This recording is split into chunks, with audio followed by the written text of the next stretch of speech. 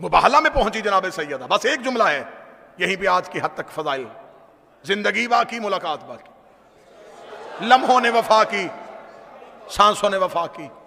صاحب العمر کا عمر ہوا، مدینے والی شہزادی نے چاہا آپ کے چہروں کی دوبارہ زیارت ہو. گزارش اتنی کروں گا، مباہلے کے میدان میں جب گئی نبی کی بیٹی تو قرآن کیا کہتا ہے؟ قرآن کہتا ہے کہ ہم نے مباہلہ کے میدان میں کہا تھا کہ وہ بھی بیٹے لائیں، یہاں سے بھی بیٹے آئیں گے، وہ بھی نساء لائیں، یہاں سے بھی نساء آئیں گے، وہ بھی نفس لے کے آئیں، یہاں سے بھی نفس آئیں گے. اور پھر جو جھوٹا ہوگا، اے کائنات کے مہذبو، جو مہذب بن کے کہتے ہیں کہ صاحب کسی کو برا نہیں کہنا چاہیے، تہذیب کا خالق کہہ رہا ہے جو جھوٹا ہوگا اس پہ لعنت ہوگی. ایسا ہے، تھوڑا سا جذبات سے ہٹ کے مجھے گفتگو پہنچانے دیجئے گا. جو جھوٹا ہوگا اس پہ لعنت ہوگی. جو کام میرا ہے وہ مجھے کرنے دیجئے گا. اگر میں کمی چھوڑوں تو پھر آپ کچھ کیجئے گا.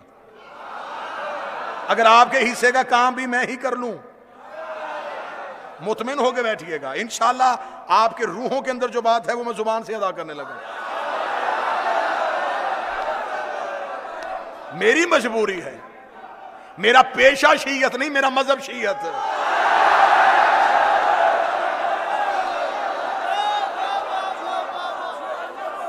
آؤ، جو جھوٹا ہوگا اس پہ لعنت ہوگی. اچھا، تو مباہلہ کے عیسائی جو تھے انہوں نے نبی سے معافی مانگ لی تھی، ایسا ہی ہے، مباہلہ نہیں ہوا تھا. تو اللہ عالم الغیب ہے، خدا کے علم قدرت میں تھا کہ عیسائیوں نے بحث نہیں کرنی تھا. جب خدا جانتا تھا لعنت کیوں بھیجی؟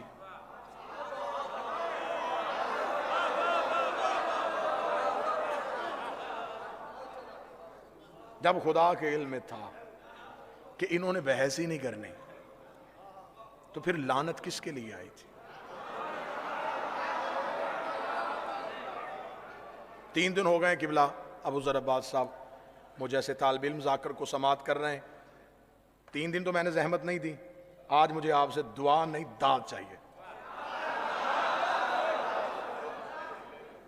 کہ لعنت آئی کس کے لیے تھی. اس کا مطلب کہ آئی کہیں اور تھی، جانا اس نے کہیں اور.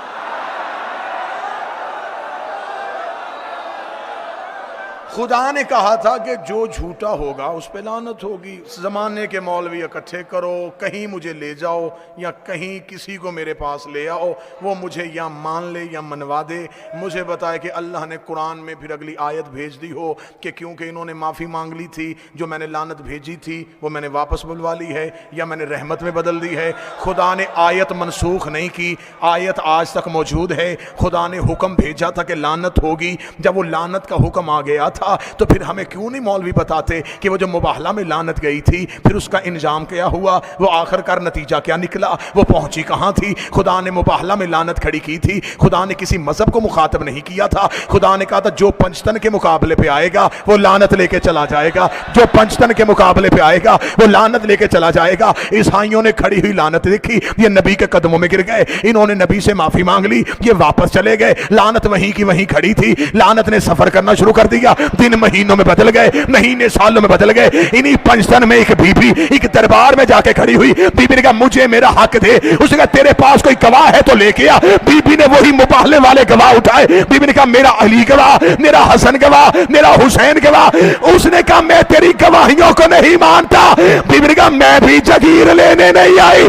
مباہلے والی لعنت واپس پہنچا.